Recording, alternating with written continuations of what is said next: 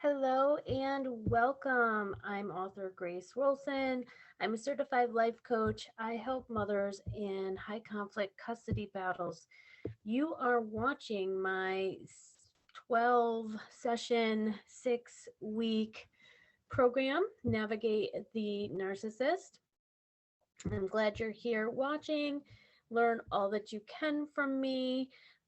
This is a 6 week co parenting coaching course. There are worksheets that you can be printing out and journaling because the awareness is key for you to have, and the reflection is important because every case is different. And today we're going to talk about boundaries, buffers, firewalls, stop gaps, everything that protects you from attack psychologically, physically, mentally, your child from attack psychologically, physically, emotionally, because narcissists do attack, especially if they're triggered and provoked, which is why it's so important that you take a peaceful stance and not an aggressive stance unless you want more triggers and things back. So if your lawyer needs to take an aggressive stance, that's one thing. If you need to separate yourself from the lawyer in the narcissist mind and take a more peaceful, cooperative stance, that could be in your best interest and long-term interest. Um, so thank you for watching. I'm sharing my screen, and I've already done this video once without the share screen. So, mistakes are for learning. We all make mistakes. Make sure you're learning. So I said every case is different. That's important. So you read my disclaimer at the bottom of the video description. I'm not liable for any injury, damage, loss in your case. I am not a mental health professional. This program is not a substitute for crisis work with DV counselors or therapy that you need or healing programs. I'm a survivor, and I'm giving you my survivor wisdom to let you know that you're not alone, and to hear some of the tools and techniques and strategies that I used in my case that was helpful. Some may or may not be helpful in your case. These are on YouTube, so please like and subscribe. There's a bunch more. This is number 6, so you're halfway through. If you want to check me out, find my coaching, you can go to my website, which is myname.com. These are some of my books here. I have 3 books dealing with co-parenting with a narcissist and a sociopath. My Black sociopath book is not there. It's a survival insanity guide. And then I have another ebook out that may be made into paperback. All my books are on Amazon. So know that you have choices. I know that when we're in it, we don't even know what options and choices we have. We're probably so triggered and traumatized that we can't even see that we have rights. It is traumatizing to see a person we loved and care about be very cold, vicious, vindictive towards us. It's traumatizing to see our children be traumatized, discarded, left out, not cared for, abused. There's a lot of trauma. But if we know that we have choices and rights, and if you're in the United States or another country that gives women's rights, that you do have rights and freedoms. Not every mother that I talk to on Facebook is in the US, and they are navigating systems where women don't have rights and women don't have choices, and their only choice is to appease the narcissist and put up with it. And so if you're in the US or a free country, you have rights, you have choices. Recognize what your choice is. And so this session 6 is about creating safety, safe containers, protecting your sanity. It's often good because when a narcissist is being watched, they often put on a show. It's great image management. There's a facade. Those extra set of eyes can be very helpful in cases with sociopaths too. Sometimes you have to be proactive in creating these safe containers and safety, which might mean your lawyer requesting that transfers be at the police station or through the YMCA transfers. So you might try to find areas where you can stop any games, tactics, or tricks on you as a parent, going ahead to doctors and teachers when I use the telescoping technique and let them know my ex has a lot of false accusations, we're in a high conflict custody battle. Um, Please let me know if he says anything, any concerning statements, because most of them aren't true. And I really want to keep you out of the conflict. Um, that can be helpful to a professional who then gets a narcissist who is saying false accusations made paint you in a negative light, or implicate you in crimes, or falsely accuse you of things. And the allegations can be pretty serious. I've gone through 6 DCF reports, 3 GAL investigations that were biased, but of course he called that GAL and said all these horrible things. And I know what he said because finally, when we ended up in co parenting therapy for 7 months, he voiced the criminal accusations each week, and he had convinced himself of these things. So some of these narcissists have serious personality disorders. They'll take one piece of evidence, twist it in the brain, start saying it to everyone, and believe it. So going up against them can make them dig their heels in. I was gently saying, well, that's not true. And he would say he knew it was true, and I'd say, well, I have evidence otherwise. And then I would say, what is true? And his mind would reject it. It took a while for me to not be his opponent, to destroy, to plant seeds of peace, because the lawyers drew hard lines and we were in a court battle. So it was more like a war, not a legal process. So create safety, be proactive. That means you might have to be creative. And these boundaries, they protect your life, your time, your sanity, your money. Um, Boundaries of not picking up the phone. So like I said, the tip is to start boundaries with yourself. Don't try to set boundaries with a boundary crossing person. Expect them to respect your boundary. Set them with yourself, which means you don't pick up the phone, you get it all in writing. You don't do certain things, you do certain things that are in the best interest of you and your children in your custody case. So I need a lot of boundaries with a toxic person, a lot. I needed buffers and people to vent to, which is why if you only got your mother or your best friend, it's not enough. You really need to be venting to someone who is confidential, neutral, that knows this type of work. They're not going to question your sanity or disbelieve you. If they see signs of gaslighting and you going crazy from the gaslighting, and they know what cognitive dissonance is, they can spot someone with narcissistic abuse syndrome. They can see the trauma, they know the trauma, and they're not going to make you question your thoughts. They're going to validate your reality. So buffers can be people and things. It doesn't have to just be uh the court order dictating it.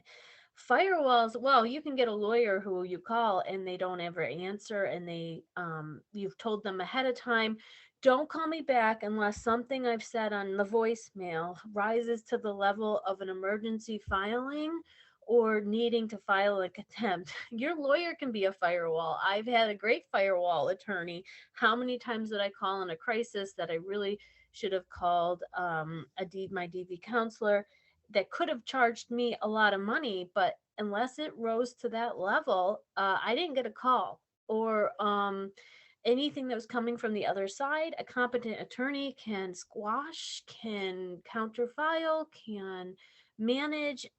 So these firewalls that you put in place, like having the right attorney or having a narcissistic abuse expert, therapist, or coach, we're firewalls. Nothing that narcissist says is going to infect us, infect our brains. We are going to respond to the toxicity better than someone who's going to react to the toxicity. So these people that you can put in place to surround you, support you, and hold you up, keep you standing, are priceless, really. They're stopgaps. I I know that we had the YMCA transfers for 4 years. Every time he wanted to just end it so he didn't have to pay 25 bucks to see his kid, I said, no, thank you. And I just want to follow the order. So I followed the order. I left these boundaries in place. When he said she don't need therapy anymore, I left the therapist in place. They will try anything to get us to sabotage ourselves.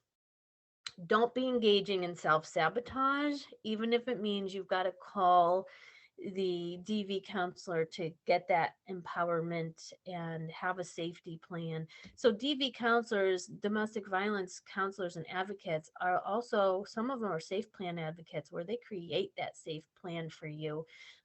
This might include setting in cameras, filing police reports. I filed a no trespassing order against my ex several times just to warn him that I'm willing to use the law to the fullest extent. So if he wants to keep crossing boundaries, I'd said, please don't come in the building. I'll meet you on the curb. He would come in the building with his girlfriend, no matter what I said. So I had to file no trespassing order on him and his girlfriend to put them both in their place.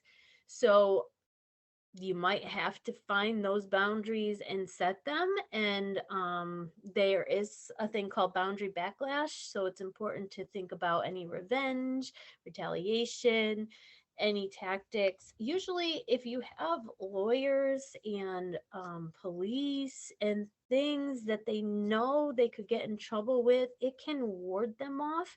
Not always.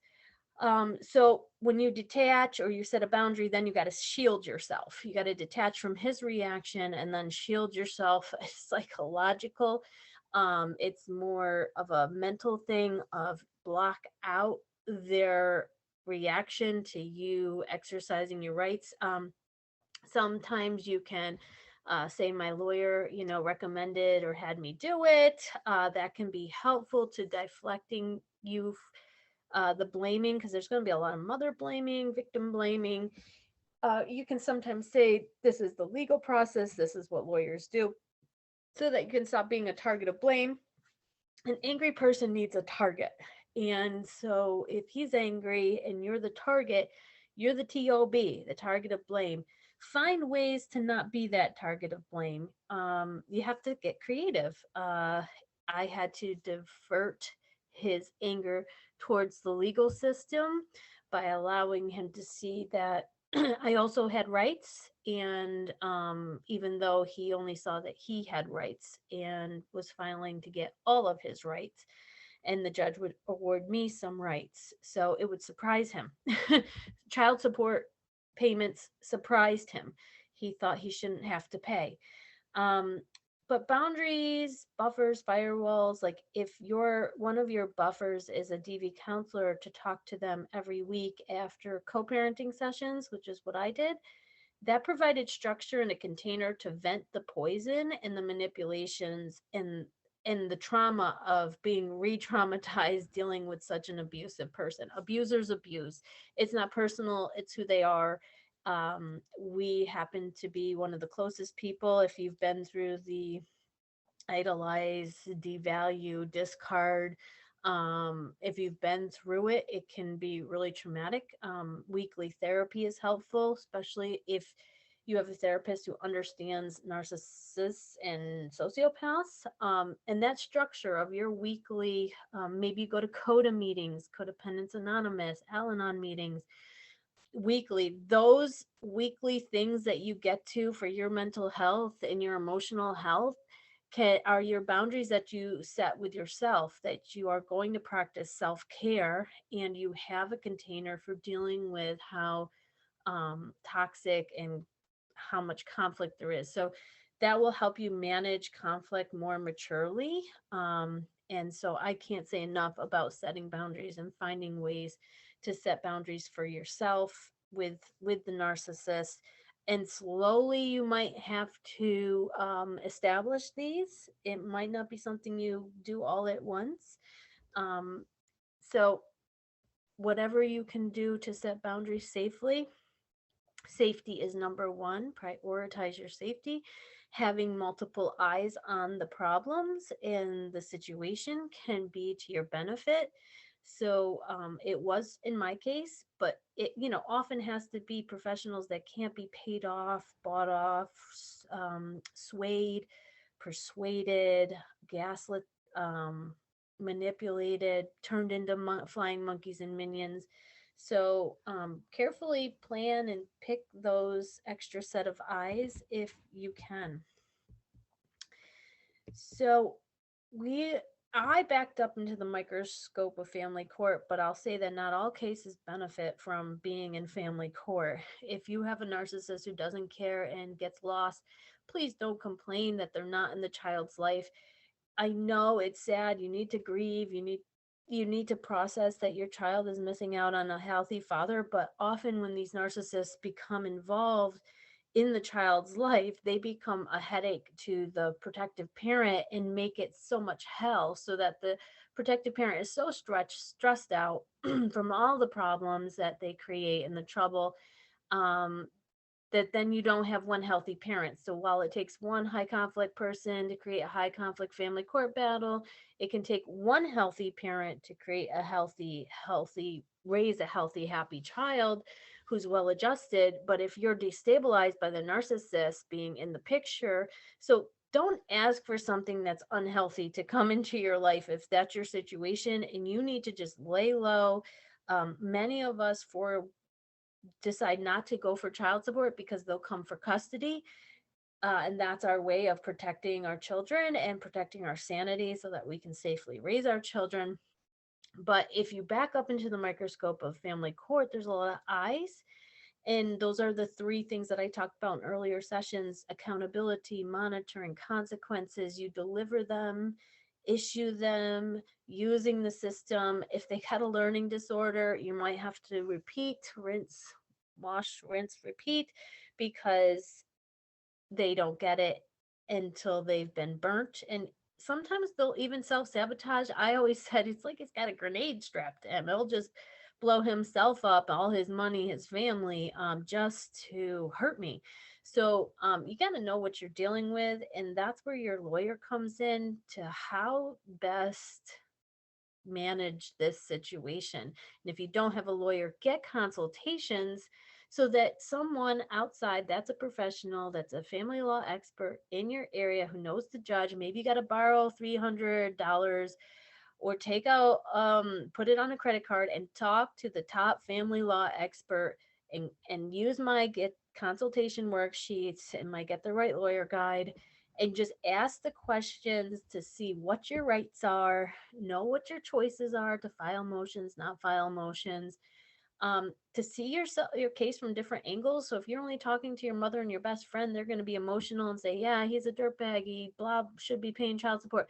You don't want to be egged on by people who don't know what the system actually, the law is, and what would be reasonable to a judge, because what's reasonable to your family, friends, and you isn't the same thing as what's reasonable to a judge.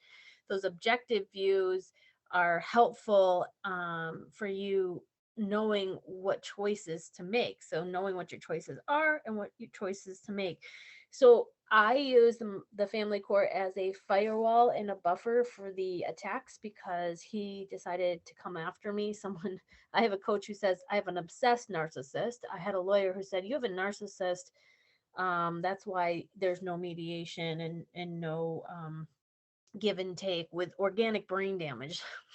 What they all mean is that I have a sociopathic narcissistic ex who has both problems, so that the problems are so more severe. Like 1% go into trial. Most everyone else settles. And I was one of those people who had to go through an entire trial that spanned 2 years, get on the stand, watch him get on the stand, and convince and trick and paint pictures, and watch flying monkeys and minions, and see professionals he paid off, and see family court corruption, because family court can be corrupt. Everyone's got a bias. You can have a judge who likes Catholic schools and or doesn't like Catholic schools, and decide where your kid goes. A lot of lawyers say don't go in front of the judge and let him make decisions, because you might not like what he orders. So I knew that the judge would be nicer to me than my ex, and that's why I chose to go in front of a judge. Um, You can ask for YMCA supervised visits, supervised transfers if you've got any types of patterns, or call your local domestic agency. They have programs for supervised. You can ask the judge, what are your choices? And I won't know what they are because I don't know where you live.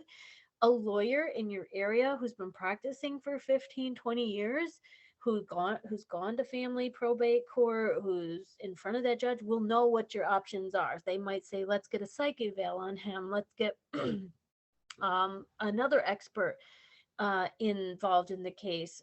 So you'll have to see what your choices and your options are in your area. And I want to empower you to go find those out. It takes some time, some research, but not all cases benefit from family court. So you might have to, what I say, lump it or take the short end of the stick, and just not be getting any money, but also not be having a narcissist abusing your children or you, or sabotaging your parenting. So you have to make that decision. I use the serenity prayer, and I've made some sanity prayers if you look in the fronts of my books, because I often had to pray, like, what do I do? And how do I do this? And my case was more severe than others. So this might not apply in your situation. But the benefit of a court order is that things are in black and white. If you get a court order, make sure it's airtight, it's detailed. The child calls on Tuesdays and Thursdays from 7:15 to 7:30. It can be FaceTime.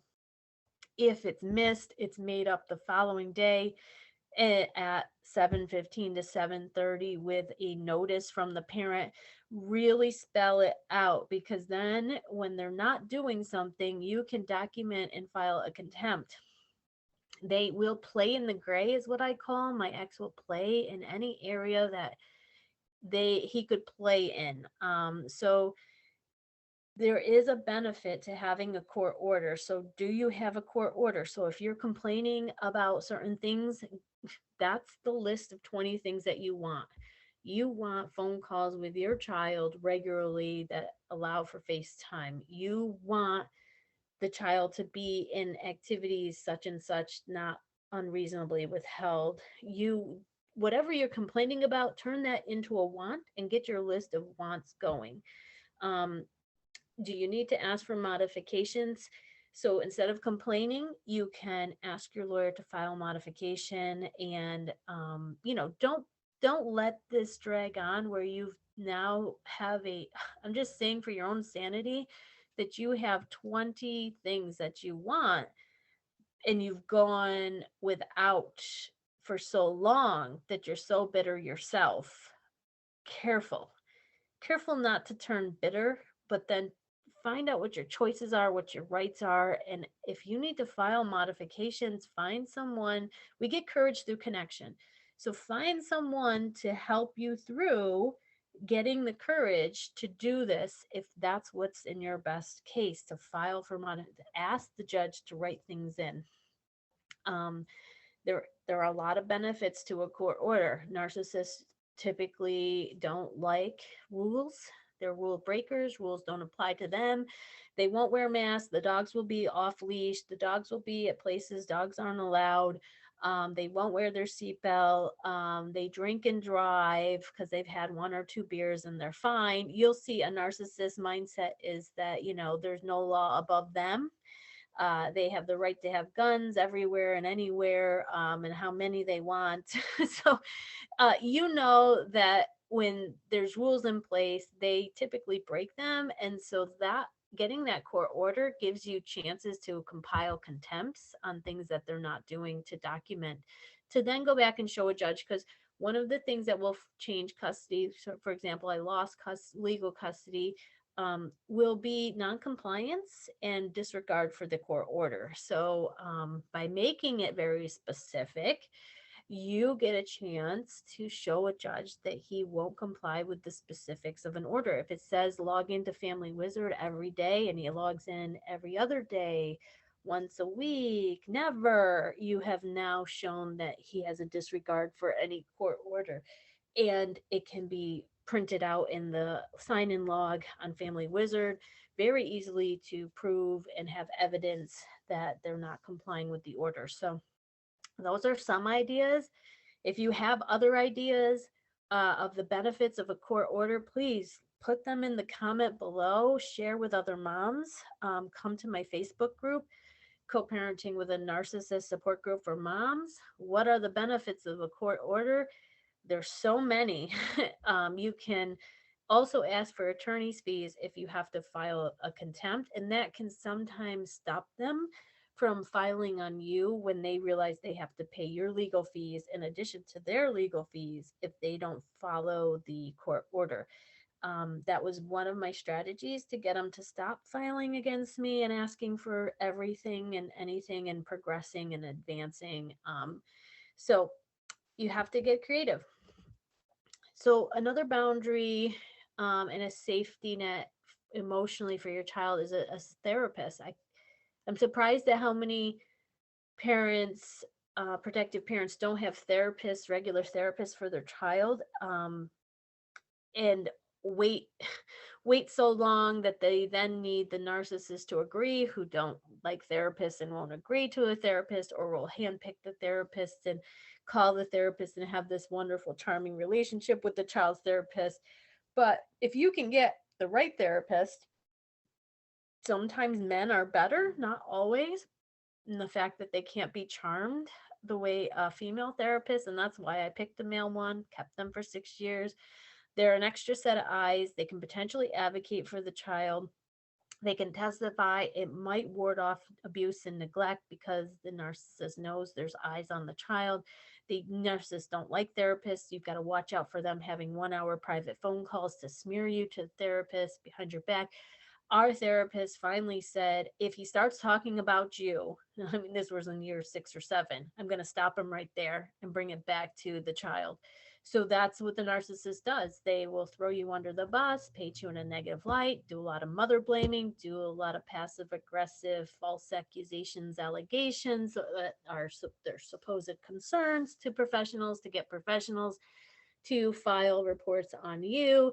But if the person knows and they've been with you a long time and they know it's high conflict and they know who you are because their version of you doesn't match the narcissist painting a picture of you as a monster mom, then the therapist can decide for themselves who's the conflict party and what's true.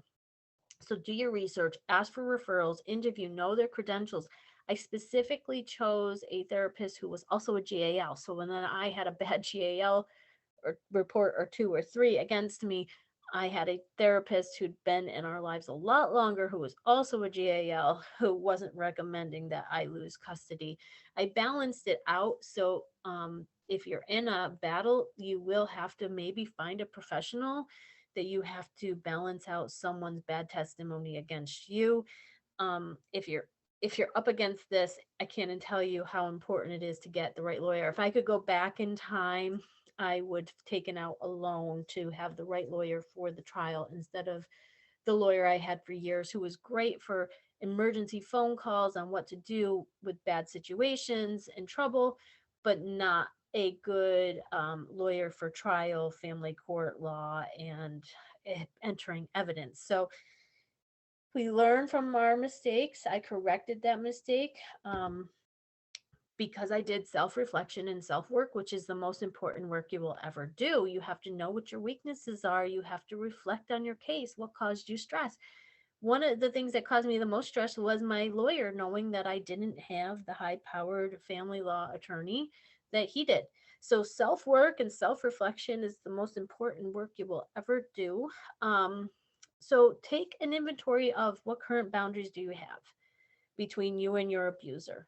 Are you picking up the phone? Or are you getting it in writing? Did you ask the courts for a parenting app or a tool, email portal between you to do just co-parenting? How do you stop the abuse from getting to you? So are you asking that all communication go through the lawyer? How are you boundaring yourself? Because it's very hard to heal, and you got to be healing You'll read that in my first book. Just focus on your healing. It's hard to heal when you're still being hurt. So if the attacks are still coming through, the trauma, the triggers, and the pain, you're still getting abused, it's hard for you to do a healing program. If, like a wound, it needs a boundary, a band-aid, a buffer, and not somebody poking at it constantly if you do want to heal. What boundaries do you need to have in place with yourself? Um, I have to have a lot of boundaries with myself of what I will say, what I won't say. I keep it very simple. I don't give intel data, um, info, no intel data info. I boundary myself up. I'm the kind of person who likes to tell and talk and share and give, and that all had to stop. Are you effectively using lawyers, legal systems, and DV help? If you're not using the tools that are there, you can't say the system is failing you if you aren't using the system's tools. So there's domestic violence advocates that will go to court with you, will provide letters of service so the judge can know there is abuse going on. So set boundaries with yourself first and foremost. Like I said, don't try to set a boundary with a boundary violator, because you'll have an expectation and they will cross it. But what I mean by that is set them with yourself first. And then if you have to file for the no trespassing order, you have to do that restraining order, get the help of the people to help you stand up to assert boundaries with those people. I'm not saying never do it. So I'm saying that it could be scary to do it and you would need some support. If not, if you're not having boundaries, what's one thing you can do to help yourself establish a boundary this week? Or what are some firewalls, shields, monitoring do you have in place for your child? What do you have in place for yourself? Do you have to ask for the police station? Do you have to set something up for safety? How are you keeping the conflict in the open? What app? How are you addressing conflict? Like, who do you call first? Instead of reacting, who do you call first to handle it logically, reasonably, objectively? Who do you call? Um, and you might want to list the types of conflict that had come up and then what you do as a response. So he does this, my response is to call this person, reason it out with them. A lot of 12-step programs have an opening or a closing that says reason it out with someone else. And that can be so helpful. Reason it out with someone else.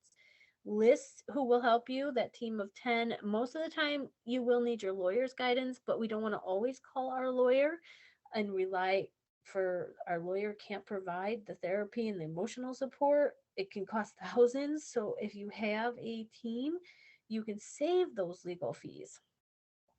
So write down your current boundaries just to assure yourself that you have them. That can help create a sense of safety mentally for yourself. You can write down ideas for boundaries that you need to have. So those are some ideas. We are in the navigate method. We're not doing it alone, safeguarding our custody case, moving from victim, survivor to thriver. We're in the know of the tactics. We're reducing traumas and triggers, gathering evidence, documenting like a pro, acknowledging our mistakes and weaknesses, taming emotions and reactions. And the key, I told you, is to stay sane through all this insanity, enjoying our time with our child, focusing on what matters, building bonds, trust, memories, and love. So go back and watch videos 1 through 5. There's a typo here, so that you can see the foundation that we're setting up for ourselves. A tip I have is be able to talk about the abuse and have the words for the types of abuse, so the types of tactics. What did you adore in the past? If you need to go visit a DV counselor to get that letter of service, go and talk about the abuse. Sometimes when you feel, you heal. And when you talk, you get stronger in yourself and in your truth, and your voice becomes stronger. What are the dates of the incidents? Do you have any proof? Mothers have one. Most parenting time because of past abuse. I've seen it. If they can talk about the abuse And some are scared to even talk about the abuse they don't want to make the abuser mad that they reported and are speaking up. So maybe you need some courage through connection. Look up local DV agencies, call, ask to do free phone sessions, be creative in how you're going to work on this stuff.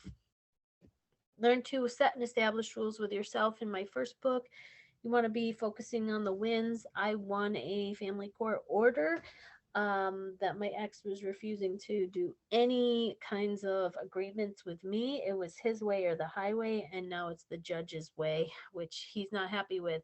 So learn to set and establish rules with yourself if you have to go through this, and it keeps going. Second book, How to Fight a Narcissist in Family Court and Win. Learn how I created strategies and moved from victim to survivor to thriver. I didn't sit back. I staged a comeback. And that's what you learn in my yellow book. I decided I was going to fight for my child, not leave her hanging, not drop her. Just because I lost a battle didn't mean I wasn't going to win the war. That's why they say think of a marathon and not a sprint. When you're doing something like this, it can be like an ultra marathon going through. How many times have I gone? I don't know. I say 50, 100, more than several dozen times I have gone to family court and been attacked and gone to represent his motions. So I had to do a change up in strategy, a change up in lawyer.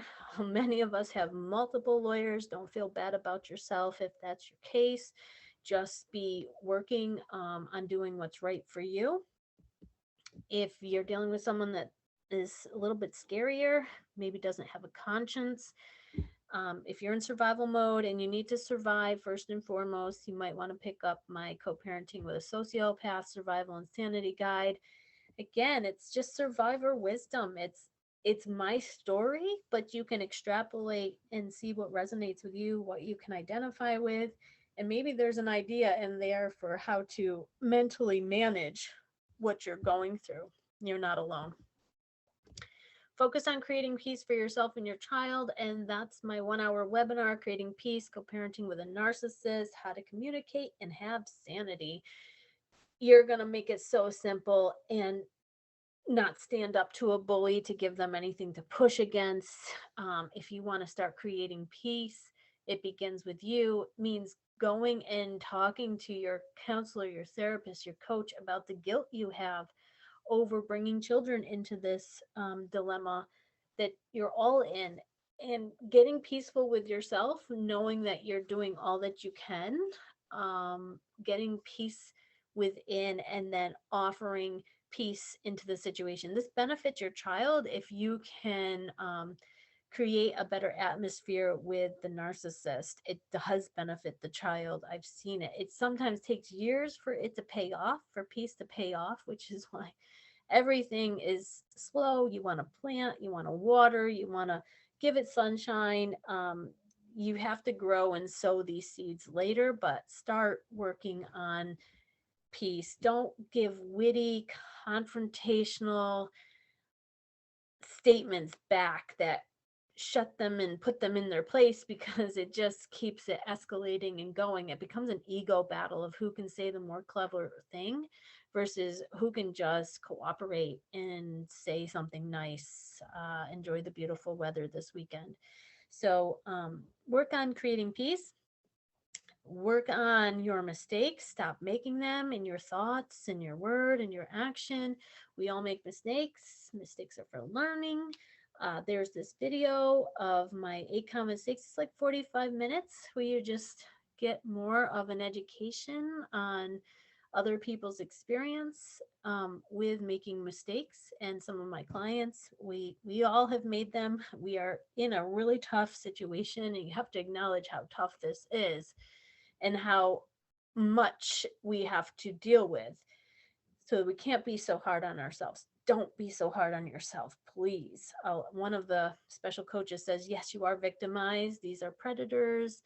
These are parasite people. And it is very hard, and we are victimized, sometimes over and over again. Don't let people call you victim as a name calling shaming. We are going to overcome this and grow from it and get stronger than before. But we are going through a very tough time. It's not just a custody battle, it's more like a war. So you've got to find ways to level the playing field. Lawyers are key in high conflict divorces, high conflict custody battles. You don't know the law. You don't know what the judge has for pet peeves. You don't know what the courts typically, unless you're going to sit in court and become a lawyer and become a paralegal. If that's not you, typically, people attached to narcissists are codependent or empathetic or super nice people that don't want to fight, that aren't very skilled in fighting. So it might not be your area to go to family court and learn all the laws, the choreography, and go to school on that. So you have to find a way to level the playing field, which is get a family law expert, not a tax attorney. And this Get the Right Lawyer guide has worksheets, talks about how you don't want to irritate the judge. You want to try to be reasonable in the eyes of the judge, and what's reasonable in the eyes of you, your mom, and your best friend is not what's reasonable in the eyes of the judge. So make sure that you're getting some outside perspective on that. And use the worksheets at the end to do those interviews. Be prepared for those. Don't pay $350, $700 for an hour and not go in with those questions and that worksheet filled out, so that you can keep it really simple, not go into story, and just say what you want, say what the problems are, ask for their angle, and if they can help you. So go prepared. And I made that just for the moms that I've had to help. So your homework is How to Fight a Narcissist in Family Court and Win book. Read through the final thoughts, write down your strategies. You have to create them. If you don't know what your strategies are, ask your lawyer. So my second lawyer strategy was the rope-a-dope method. Let them throw all the punches, come out swinging at the end. Don't file contempts until we can do that at the end. My next attorney says we're going to do the chip away at it method. Slowly chip away with the contempts to get back what was lost. Know what your strategy is, for yourself, what your strategy is from your lawyer. So have those strategies, because that's what you're doing. One time my strategy was, when you've done all that you can do, you just stand. And it was a strategy taken from a friend of mine who goes to church and knew the Bible, and she would just say, your strategy is just to stay standing right now. And that would be my strategy. So it is to just stay standing as long and as best as I could. So please watch session 7. That will be available. Come to Facebook, join me, any of my Facebook groups, Moms Who Have to Co-Parent with Narcissists, or the other one I spoke about, Co-Parenting with a Narcissist Support Group for Moms. Any of my groups, we're trying to keep them monitored and moderated and safe, but please post anonymously if you're going to post your story. Social media was used against me in my trial. Know that you can navigate the narcissist, come out stronger than this before, outgrow your problems. Keep learning, growing, and healing. That is important in your case and for yourself and for your children. Subscribe to this if you like this video. This is under trainings for moms. I might put it under the course when it's completed. You can donate to my Patreon link. I am a self-published author who will probably turn this into a nonprofit, because I really want to help moms and the children that are dealing with high conflict custody battles and this type of narcissistic abuse, with post-separation abuse, which I call co-parenting abuse. And I'm happy to be helping. If this helps you in any way, know that you're not alone. So thank you so much for watching, and stay tuned for the next video.